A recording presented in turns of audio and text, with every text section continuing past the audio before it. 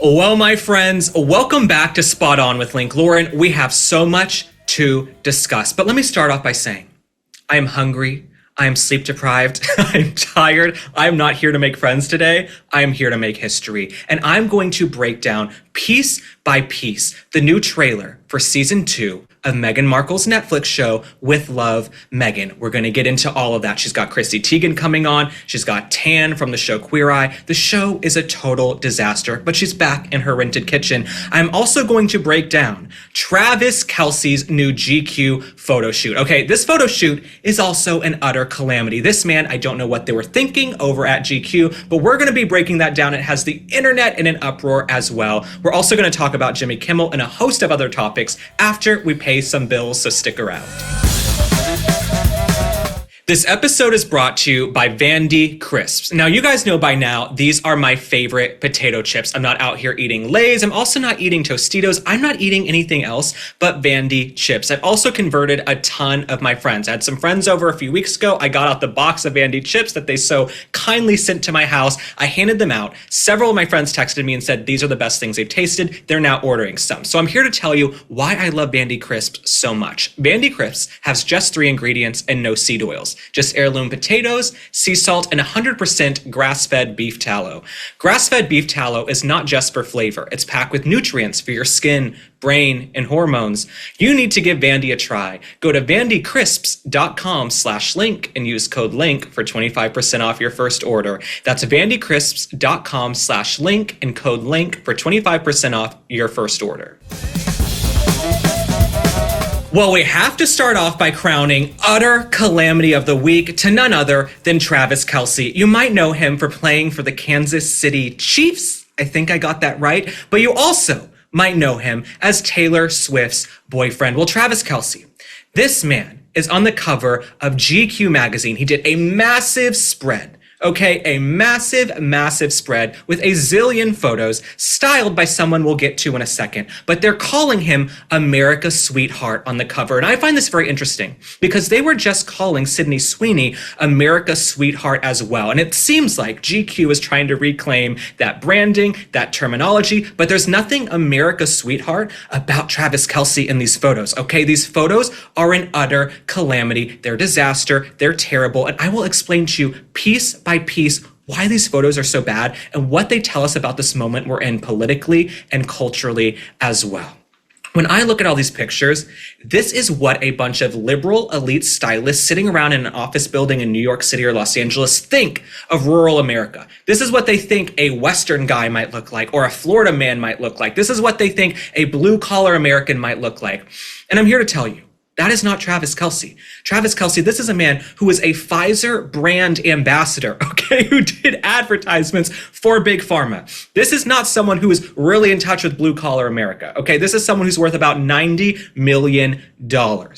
His girlfriend, Taylor Swift, also gave Kamala Harris a full-throated endorsement, a massive full-throated endorsement right before the election. And guess what, Taylor Swift? You got your ass handed to you. And I'm not going to say Taylor Swift doesn't have some catchy songs, okay? I'm not trying to get the Swifties on me. I'm not saying that Taylor Swift is total terrible. I do like some of her songs. Okay, Shake It Off, Shake It Off. August slipped away like a bottle of wine, if you get the reference. But Taylor Swift, she endorsed Kamala Harris, and then she got her ass handed to her because Kamala lost every single swing state. Taylor thought because she's so famous in music, and she's selling out all these arenas and billions of downloads and people coming to her concerts, she was going to step out of her lane, stray from her core competencies, and endorse a presidential candidate. Well, guess what? She endorsed the wrong one. And Taylor Swift, that's why I feel that her clout has been a little bit down. So what is she doing now? She's trying to lean into the all-American thing, just like Travis Kelce. Taylor Swift, she's found a guy. He's kind of like the high school quarterback jock. He's kind of goofy. He's kind of hairy. He's kind of burly. She's found this guy so she can feel like she's senior year in high school again. I don't know if she finished high school, Taylor Swift, but she can feel like she's back in high school and she's dating the quarterback of the football team and she's the prom queen. And that's all Taylor Swift has ever wanted. Okay. She has wanted to be the prom queen for her entire career. Well, she also announced a new album. Taylor Swift announced her new album. I believe it's called Life of a Showgirl, and she announced it on Travis Kelce's podcast he does with his brother. Now, some people are saying this is a fall from grace, okay? She used to announce her albums on massive shows, and she would do a huge rollout. Now she's on her boyfriend's podcast. I actually think this is pretty smart because she's trying to ingratiate herself again to an all-American audience after endorsing Kamala Harris, after being pretty much a liberal elite. That's what Taylor Swift is. That's who she is. So she goes on a podcast. We're also in a podcast era. If you're watching or listening to us right now, you are into podcast, okay? So her going on an antiquated talk show, I'm sure she'll do that at some point, but I didn't think it was that crazy. She went on a podcast to announce her new album. What I do think is a little weird, and I want to discuss this with you guys. I'd love for you to comment and write in and tell me what you think. Is it weird there's no ring on the finger? Like, there's no ring for Taylor. There's no wedding. There's no baby. She's what, a 35-year-old woman, and she's like, life of a showgirl, life of a showgirl. Where's life beyond that? You know what I'm saying? Is she going to be 45, 55, 65 with nothing to show for herself? She is a high-value woman, Taylor Swift. I'm not denying that. Taylor Swift is the high-value woman. So why have none of these guys put a ring on the finger? Why has she not walked down the aisle? Why is she not, having the American dream and the nuclear family and raising a family? And that's not for everybody. As we talked about in the last episode, it's perfectly fine. There are women who don't want to have kids. I just think it's a little weird. 35, she's so excited about this new album, Life of a Showgirl, and she's going to do her pop music. And in a lot of her songs, maybe because she's infantilized by the entertainment industry. And a lot of Taylor Swift songs, she also talks about how young she is or how she's a girl or she's in young love. I'm here to tell you, 35, not young love, sweetheart. I don't know if those eggs are frozen. I don't know if they're on ice. I don't know what's going on. But I'm here to tell you this isn't young love with Taylor Swift. And so I think it's a little interesting. Travis Kelce, is he going to put a ring on her finger? Are they going to get married? Are they going to get engaged? I think that'd be great for young women to see, but Taylor Swift, she's a liberal elite. And bringing it back to politics in a way, Taylor Swift, now that I'm thinking just off the top of my head here, we'll get to some more important things in a second, but I'm thinking Taylor Swift endorsed Kamala Harris, right? And Kamala Harris lost. Taylor Swift sort of posits herself as this feminist icon, right? She's all about women and women's rights and women's empowerment. Why would you endorse Kamala Harris? Because of her gender? Kamala Harris, she opened the border. She was put in charge of the border, then oversaw the worst invasion in American history. She's got Laken Riley and Jocelyn Ngari's blood on her hands. Kamala Harris, she supports men and women's sports. What about Peyton McNabb and all these girls who've been injured or lost out on medals who work so hard? Does Taylor Swift not care about them? This is who Taylor Swift decided to endorse for president, Kamala Harris. This is someone who wanted taxpayer-funded transgender surgeries for inmates. Someone who wants war around the world. So no, I find it a little hypocritical that Taylor Swift calls herself this feminist icon, but she endorsed Kamala Harris, who did nothing to help women. Kamala Harris has done nothing to support women. She wants men and women's sports, open borders, and the erasure of women, in my opinion. And Kamala Harris, no kids of her own, no real family of her own. She's glommed on to Doug's. But look at his kids. Look at his daughter. They're not winners. So, you are the company you keep. But as for Travis Kelce in this photo shoot, it was a mess. It was a total disaster. And we have a list of the pictures here. We have a list of all the pictures. I want to put the rolling pictures back up on the screen for a second, though. I just want to put some of them back up on the screen and get back to what I was saying earlier. Travis Kelce trying to couch himself as America's sweetheart is not going to work.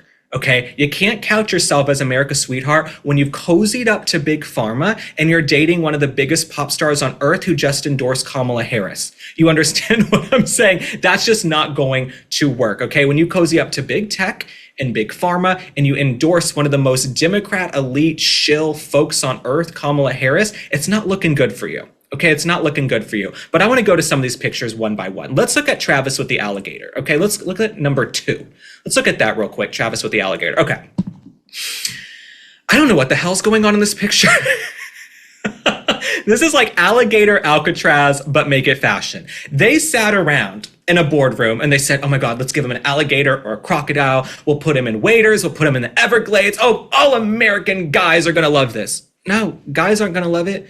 Girls aren't loving it either. There's nothing sexy, handsome, or interesting about this. Like I said, you're trying to play this sort of blue-collar, all-American guy. But I'm here to tell you, as someone who's from Texas, I spent a lot of time out west as well, in Wyoming and Idaho, etc. Ton of time in Florida. Guys who wear, real cowboy hats and boots and drive trucks, they don't relate to this. This does not look like them. Okay, this ridiculous hat. Where's PETA? All you celebrities, where the hell is PETA right now? I don't know where you are, but this picture is an utter calamity, and I hope that animal is okay. Doesn't look like the animal's photoshopped in, but I hope the animal is okay. Now let's go to him, number 3, and the brown fur on the boat. I want to look at that really quickly. Okay. This picture.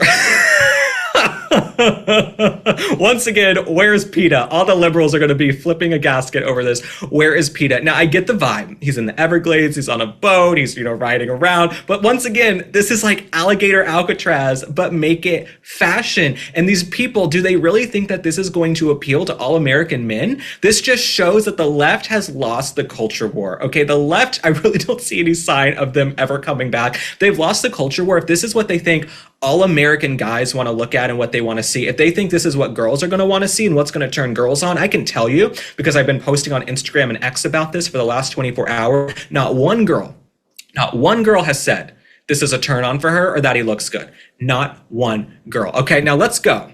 Let's go to number 4. He's in the brown fur standing with a stick. He's got a walking stick. This picture. I thought I was done with the article, and then people started sending me this one. I said, oh, we're not done. Okay, someone on Twitter, I think they said this is like Gandalf and Lord of the Rings, but in the Everglades. To me, did you guys ever see Starsky and Hutch, the remake with Ben Stiller, Owen Wilson, and Snoop Dogg? Do you remember Pooh Bear? I think Snoop Dogg's character was Pooh Bear in Starsky and Hutch, and he's had sort of like a pimp cane and a fur coat. That's what this is. That's what this is to me. It's like a pimp cane and a fur coat. And Travis Kelce, you look like an utter calamity. You look like a joke. And I want to also talk about who styled this. So this entire photo shoot for GQ was styled, and I use the word styled loosely, by Law Roach. Okay, Law Roach, or as I might start calling him, Cockroach, actually. Let's say Cockroach here. Law Roach styled this photo shoot. Now, Law Roach styles Zendaya, who's that actress. She's like tall and skinny. I think she's in the Spider-Man. I don't know much about Zendaya. But Law Roach styled this shoot. When you look at Law Roach looks like a non-binary guy who can't figure out what gender he wants to be, with long black hair and wears high heels. This is probably not the person I would have chosen to do an all-American America Sweetheart photo shoot with Travis Kelce, because what you get is a bunch of clownery. Okay, if Law Roach wants to go style Sex in the City, put those women in those ridiculous garments and have them gallivant New York City spreading their legs. That's great. That's a great job and a great client for Law Roach to have. But styling this photo shoot for Travis Kelce in the Everglades, that's supposed to be all American, rural, blue collar, that's why it was a miss. That's why it was a disaster. Because no blue collar men I know dress like that. Okay, I'm here to tell you what would have been realistic, actually. Put Travis Kelce in like cargo shorts, dad jeans, New Balance sneakers, and have him at like Walmart with a shopping list from his wife on the way home from work. That's what they should have done with Travis Kelce. Instead, they put him in these ridiculous outfits. So Law Roach, you probably wouldn't have been my first choice. Now, I want to go to one of these pictures. Can we put up a picture of him on the truck where he's sitting on a truck with the waders on? I want to see Travis Kelce sitting on this truck because he looks so out of place sitting on a truck. I don't think he's driven a truck. Don't think he's been near a truck. He looks way too clean to have been out working in the yard. So Travis Kelce, I think they thought, well, you know what? It's cool to be right of center now. Sydney Sweeney in American Eagle was so beloved by the right. American Eagle is selling like crazy. Clearly, all American Americana vibes are back. Let's put him in some waders and a fur hat on the back of a dirty truck. No, this is ridiculous liberal elite pandering. And all of you folks, I've said this for years, you want to sit around with your consultants and your focus groups in Los Angeles and New York. Maybe it would behoove you to travel across the country and actually talk to people. I've been to all 50 states, okay? I've lived in several of them. I'm here to tell you, real men don't dress like this. This is not real masculinity. There's nothing masculine about this. And Travis Kelce's not a bad looking guy, but he looks like a joke. He looks like a joke in these pictures. You basically found a dirty truck and you put him in waders and you want to appeal to these all-American men, and it's just not going to work. It's just not going to work. Now, I want to go to the picture of Travis Kelce from the GQ shoot where he's in the ocean with the yellow vest. Okay, this was the beginning of the end. This wasn't the end, but this was the beginning of the end for me. Why is he in the ocean? with a yellow crossing guard vest or like a sanitation worker vest. And shout out to the crossing guards, shout out to the sanitation workers. But why is Travis Kelce wearing this in the ocean? It just doesn't even make sense to me. You know what would have made the shoot better? If he was just shirtless in the ocean. You want to appeal to normal all-American folks. When they go to the ocean and they swim, they're not in a yellow crossing guard vest. I'm here to tell you, they're just not. The only person who can really pull this type of look off is President Trump. This reminded me of President Trump when he was in the garbage truck. Remember when he did the garbage truck stunt because it was incredible, okay? The king of all stunts, President Trump. When he put on that orange vest and got in the garbage truck, I actually thought for a second, you know what? I'm buying it. I'm buying it. It doesn't seem unnatural to me. Sort of like when he went to work at McDonald's. I was like, you know what? He's having a good time. He seems right at home, okay? Because he can actually appeal to working class Americans, the forgotten men and women of this country. President Trump has that knack and that ability to connect with people and speak to their issues and concerns. You look at Travis Kelce, he looks like a clown. He looks uncomfortable. He looks out of place. Why are you in a freaking vest in the ocean? It just doesn't make sense. Now, get President Trump off the screen for this next thing. I can't have our beloved president on the screen for this next part. What I want to say at the end of this segment is, when I look through my messages and my comments, I thought I knew you guys. I really thought I knew you guys better than I did. But I got so many messages from people saying Travis Kelce's chest was too hairy.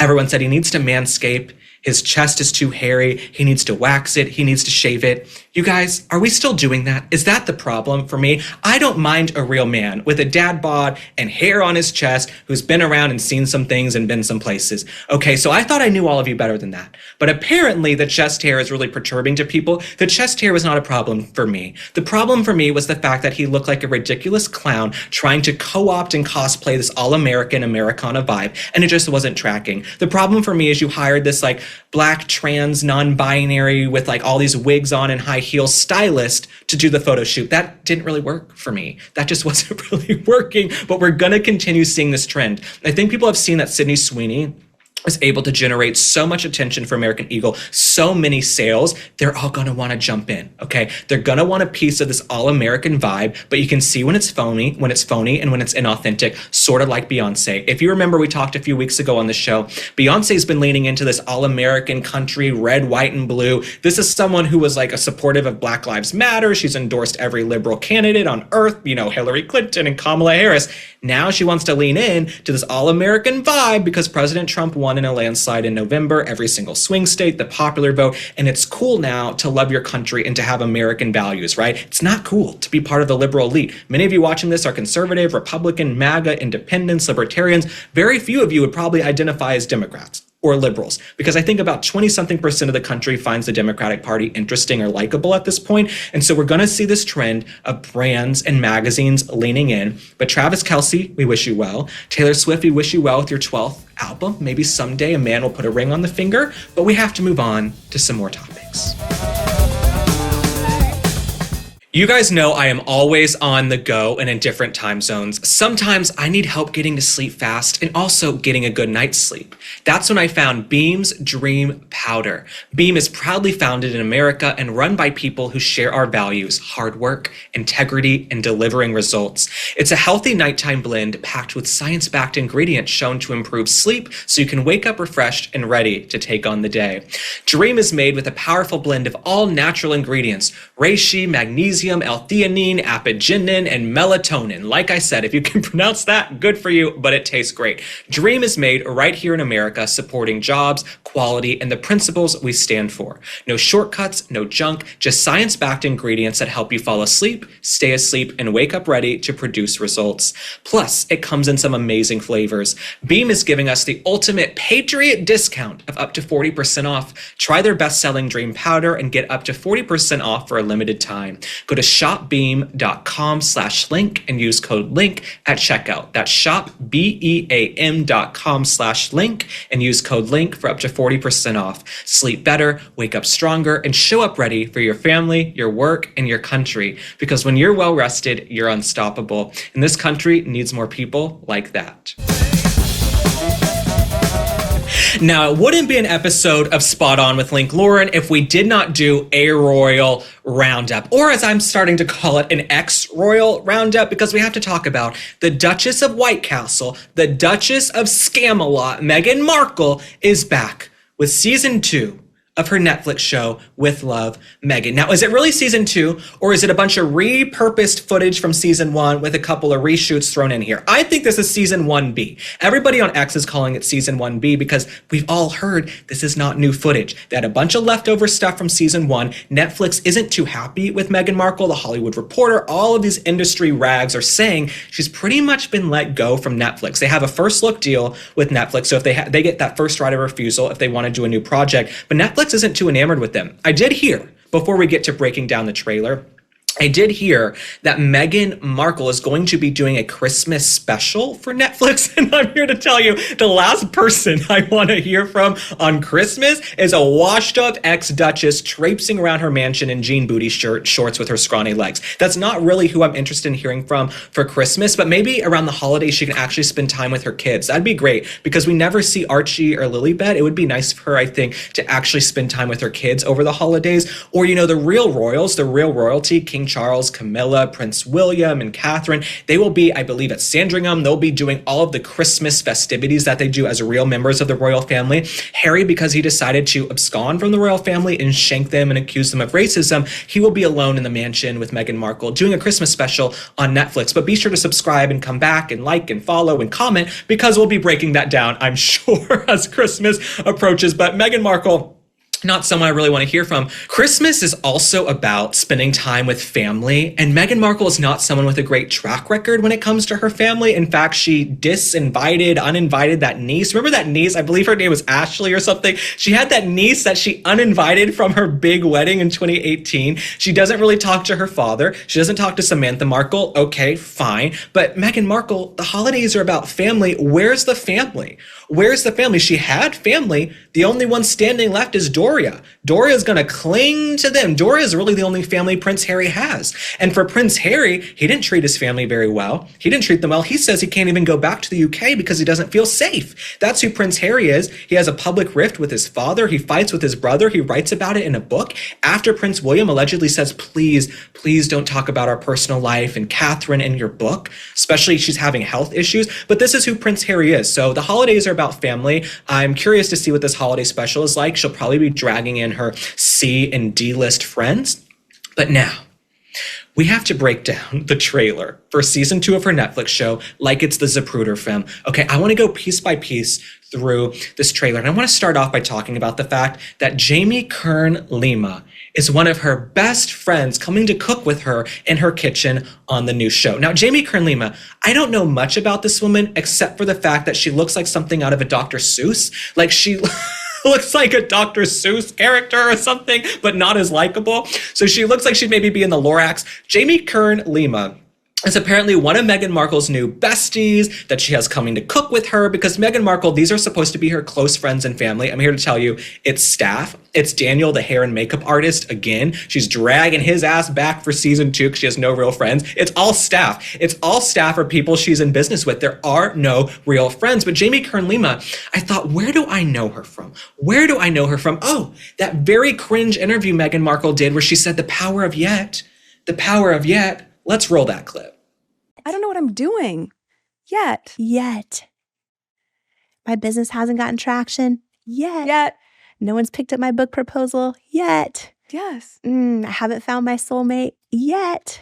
Everything is yet. The power of yet. The power of yet. These insufferable liberal women sitting around a mansion going, the power of yet, the power of yet. We have to have good vibes and namaste, the power of yet. Ladies, do you understand what the rest of the country does? They get up, they go to work each day. They come home, they cook dinner. If they can, they try and spend some time with their loved ones. They have real things going on. They're taking care of a sick friend, relative. They're doing things, okay? They're not sitting around mansions going, yet. The power of yet. This is what happens, okay? These are like those housewives start taking SSRI, they start taking drugs and popping pills, maybe they're getting into their kids' drug, then they start drinking at 9 a.m. This is not good, okay? These two sound like drunk wine moms, soccer moms with too much free time. Meghan Markle in that interview, I remember she was sitting there and she's like, I'm in no makeup. I'm in no makeup. And the other girl's like, you're so brave. You're so brave. You know who's brave? People go and serve our country, okay, overseas, put their lives on the line. You know who's brave? People who are taking care of their sick relatives and family members. All of that. That's who's brave, okay? The men and women in uniform. You're not brave for doing an interview with a full production crew and you only put, moisturizer on. That's not brave. But that's who Meghan Markle is. She wants us to believe she's this girl who came from nothing. She came from nothing. She lived above a garage. She lived above a garage, but she went to a fancy private school and her father worked in the entertainment industry. And then he sent her to Northwestern. Okay? But she wants us to believe she came from nothing. She's a self-made woman who pulled herself up by her bootstraps. That is not who Meghan Markle is, okay? She's an elite, out-of-touch woman who is going to be in her rented kitchen cooking on her Netflix show as Rome burns. That's who she is at this point. Now, we have some footage of the trailer up on the screen. And in the trailer, there's another person we see, and that is none other than Chrissy Teigen. So Chrissy Teigen is one of these best friends Meghan Markle decides to have over to her kitchen to either cook or make candles or make vagina pine cones. I'm not sure what she's doing, but she's in this kitchen, this rented kitchen, because she won't let them film in her real house. But she has Chrissy Teigen come over. Chrissy Teigen, I'm not going to read you the post. She's made very bizarre, almost pedophilic post online, very weird post online before. Her clout is down. She's married to John Legend, if you don't know who she is. She was good friends with Kim Kardashian and Kanye West. But what I'm noticing, when we look at the trailer for season 2 of Meghan Markle's Netflix show, she has fallen.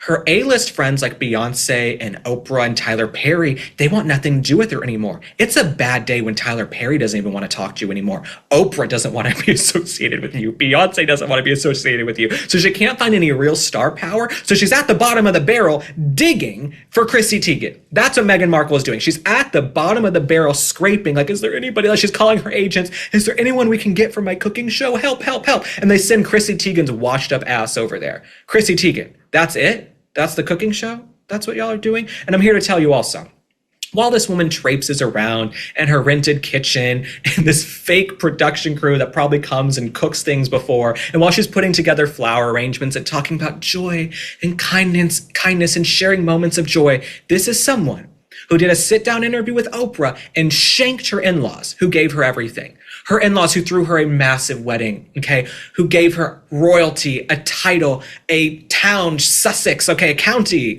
okay, they gave her everything. And what did she do? She left. She left and she shanked them and she treated them like dirt.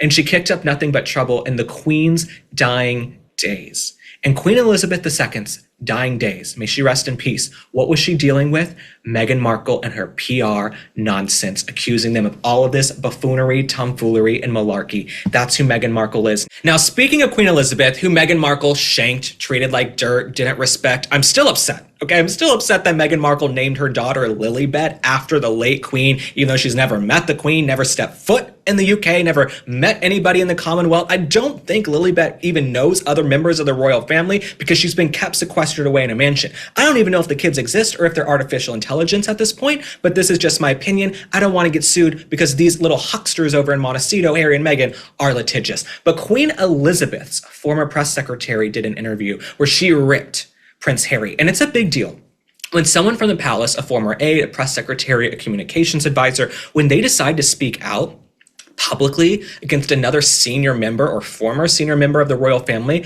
this is a big deal. Let me read you a little bit about what's going on. And if you're in the royal community, you've already seen this article. But Queen Elizabeth II's press secretary for 12 years has ripped Prince Harry in a scathing documentary. Prince Harry needs to stop portraying himself as the victim, she says, because the public has had enough of hearing how awful his life is, according to the former palace staffer. Elsa Anderson slammed Harry for his woe is me antics in this scathing new documentary about the exiled royal. Speaking in Channel 5's documentary, Prince Harry, My Terrible Year, what a name. She says that she worked very closely with Harry before his royal exit and that the Duke is too impulsive. We've seen that, okay? When he wore the swastika and the Nazi outfit, wasn't someone who had great judgment. I know we're not supposed to bring that up anymore, but when he was wearing the swastika, Prince Harry, and doing all this dumbass stuff and falling out at nightclubs, you can't blame it on the royals and you can't always blame the paparazzi because you were the one putting yourself in those situations. So you were impulsive. Let me read you this final quote from her. Stop being the victim and start being the hero of the piece. Start writing your own script. I think people are just getting a little bit tired of how Prince Harry thinks the world is against him and how awful his life is. Thank you. Someone has said it. Okay, thank you. Someone has said it. Prince Harry, every time he opens his mouth, every time he does an interview, I don't feel safe. I'm under attack. Da-da-da-da-da. My life is terrible. I'm a victim. I'm so sorry, Prince Harry, that you were born into British royalty, okay? Had you played your cards right, had Meghan Markle's bird brain, freaking denim short wearing ass played her cards right, y'all would be over in the palace eating crumpets and scones, having high tea, and all you'd have to do are some royal engagements where you go cut ribbons. That's all that was expected of you. But you're lazy asses and you want to be in Montecito and do reality shows like the Kardashians. That's who Meghan Markle and Prince Harry are. They're not even at the Kardashian level. They're almost like Oxygen, TLC. They're like way below Kardashian level at this point. The Kardashians actually turn a profit and sell their ridiculous products. But Prince Harry, I'm glad the former press secretary for Queen Elizabeth has spoken out because he's always playing the victim card. And I've seen this with friends in my own life. I used to have this friend, I remember he had his 30th birthday a few years ago, has to be 35 now. He drank too much, partied too much, was always getting into trouble, was into drugs, could not get his life together. Anytime you tried to talk to him, he would say, I watched my dad die when I was 10. My dad died right in front of me when I was 10, and he's pouring another drink. We all know people in our lives who blame the past for their current misery, right? They are slaves to the past, anything that's happened to them. And I think that's what Prince Harry is, right? He wants to do this perpetual victim card. And in Hollywood, being a victim is profitable, right? They played the victim card in the original 6-part docuseries. He played the victim card in Spare. They played the victim card in the Oprah interview. They're probably going to play the victim card in season 2 of her With Love Meghan wannabe cooking show. This is what they do. They're living in an era of Hollywood where playing the victim can make you a little bit of money, get you a little bit of fame, but you're not a victim. Okay, you were in the royal family and all you had to do was show up for some engagement. That's it. You weren't even in line to be king that closely. You were what, 5th in line for the throne? That's what you are right now, I believe. You got William, George, Charlotte, Louis, and then you got Prince Harry. All you had to do was eat crumpets and scones and show up for ribbon cuttings. Wasn't good enough for you. So you want to be a perpetual victim, Prince Harry, and it's sad and it's pathetic for a 40-year-old man, and it's also a turnoff. Prince Harry used to be the most eligible bachelor on earth. Prince Harry, this ginger prince, women lusted after him. He was hot. He was masculine. He'd play sports. He was shirtless. He was in the Air Force, the Royal Air Force. Now, he's just a little beta male bitch boy. That's all Prince Harry is, and it's all he will be if he doesn't get away from this woman and reassess his life, because you're in charge of your own life. If you're not happy where you are and how your life is, change it. But you got to stop playing this perpetual victim card. Anyway, we will be back when season 2 of Meghan Markle's cooking show finally drops, breaking it down one by one by one. I could only make it through a little bit of the first season. We'll see how far I make in season 2. But now we have to move on to none other than Democratic shill Jimmy Kimmel. Now, Jimmy Kimmel, he's teasing the idea that he might leave the United States. I believe he has Italian citizenship. He might leave the United States because he can't stand President Trump. Even though he lives in the Hollywood Hills in a massive mansion and has properties all around the country and his life is hunky-dory and he has a TV show on ABC owned by Disney, he might leave the country like Rosie O'Donnell. And we actually have a clip of him discussing this with Sarah Silverman. Let's take a look. A lot of people I know are thinking about where they can get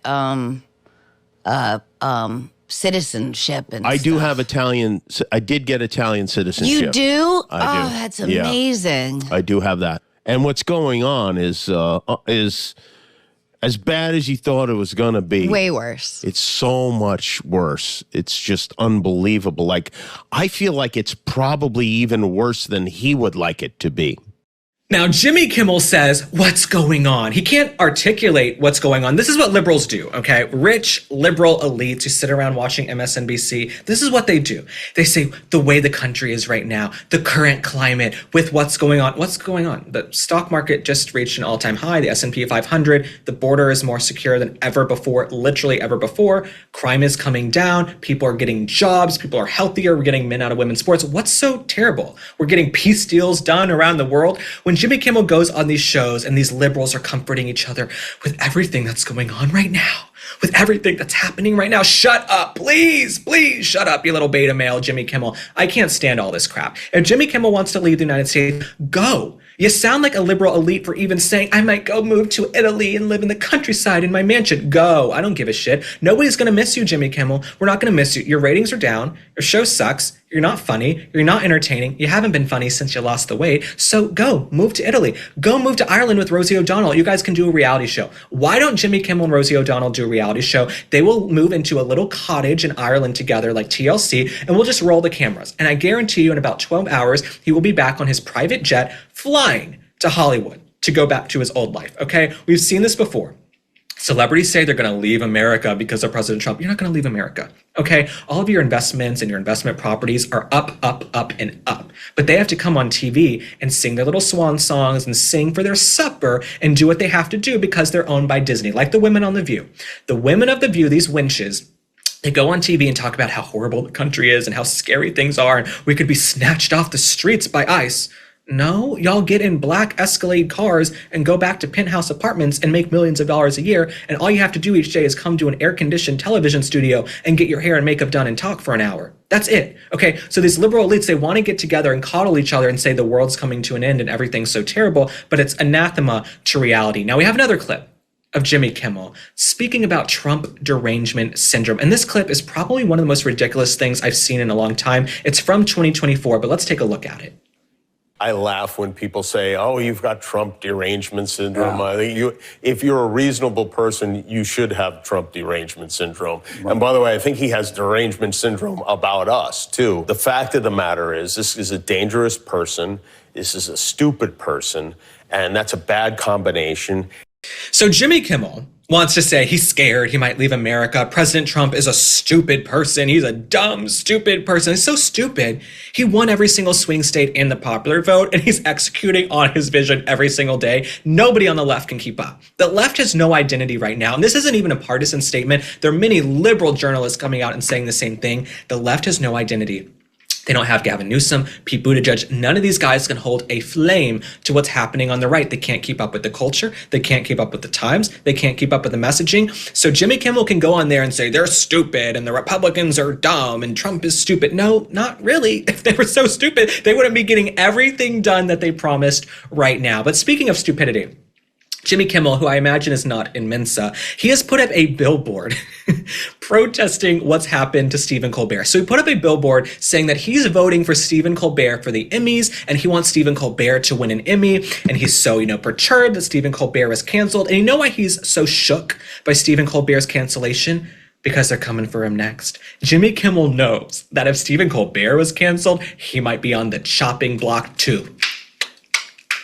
Okay, it's like Final Destination. This is like Final Destination male liberal television host, and none of them are going to make it out alive. That's what's basically going on here. Jimmy Kimmel, your ratings are in the gutter. Your show sucks. Your show is terrible. It's boring. There's nothing funny. The monologue's probably written by ChatGPT, in my opinion, and that's the best they can do. So you can go out there and bemoan the fact that Stephen Colbert has been canceled and put up a billboard in Hollywood for all of your liberal friends and virtue signal. Stephen Colbert was canceled because he was running a $40 million deficit. If I was running a business and I ran a 40-cent deficit time and time again, my business would probably close. You know what I'm saying? If your business is running a deficit at all at that level, it's not sustainable. So Stephen Colbert's cancellation, it's not about censorship. The left wants to say they're being censored. No, it's the free marketplace that's canceling you guys. The free market is taking y'all out like the trash because you can't keep up with the culture, and people would rather look at a TikTok or a podcast than tune in every night to these liberal elite shills telling them that the country's terrible when they're going out and they're having a good time and they feel like things are hunky-dory or at least getting better. So Jimmy Kimmel, We wish you well. We wish you well, Jimmy Kimmel. We can place bets in the comments. Do you think Jimmy Kimmel will still be on the air a year from now, 18 months from now, 24 months from now? As for Meghan Markle, we also wish her well in season 2 of her wannabe cooking show. I'm not sure there's any real cooking. It looks like she did toast. She had some toast and she cut bread and she put together flower arrangements. So we wish her well. Travis Kelce and Taylor Swift, we wish them well. I'm sure they'll be on her Life of a Showgirl tour. They'll be out on tour doing Life of a Showgirl because she's going to be a showgirl till the end of time. She's the last showgirl, Taylor Swift. She thinks she's a showgirl. And I'm glad she has fixed her 2 left feet. She's taken those dance classes and she looks great. As for you guys, thank you for liking, following, subscribing, commenting, and sharing our episodes. You know I adore you. We will be back on Friday on YouTube with a little mini episode. We have one topic we couldn't get to earlier in the week that we're going to discuss. It has to do with Sydney Sweeney and advertisements and body image. So we're going to break that down a little bit, but be safe, kiss your loved ones, and I'll see you on the next one. Bye.